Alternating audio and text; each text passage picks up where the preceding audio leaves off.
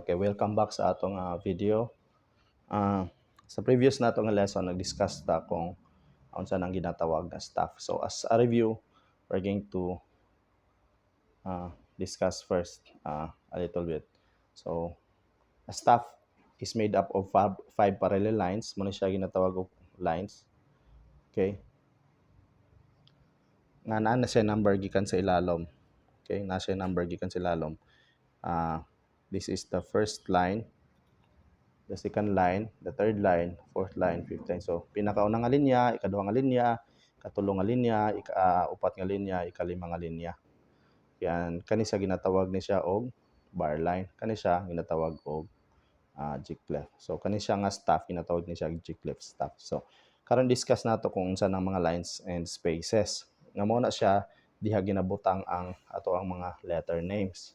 Kung magamit po ta og mga solfege, do re mi fa sol la ti do, diha po siya nakabutang, so fix na siya, dili na siya ma-move. So karon i-discuss nato ang mga lines. So ano siya gitawag nga lines? Okay?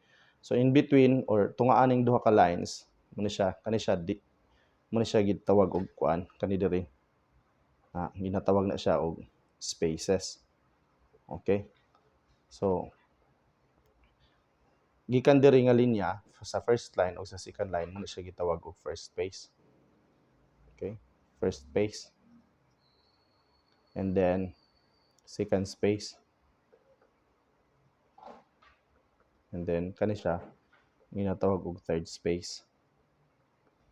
And then we have kani fourth space.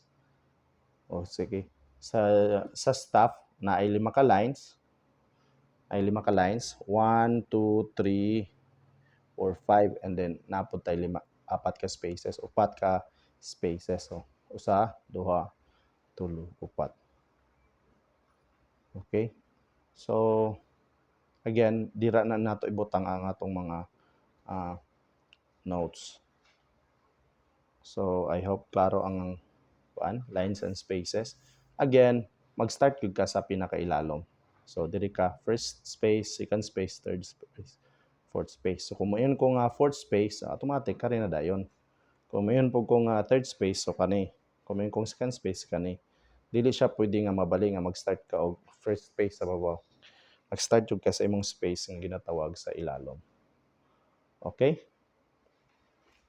So, I hope nga klaro. So, sa next na nga video, ato nang ibutang ang mga notes diha, mga letter names sa ato nga lines and spaces. So, for now, thank you for watching my video. Kitayin na lang ta sa sunod nga video. Salamat. Bason pa mo balik pa ka diri. Hindi ka mo balik palayo. Bye-bye.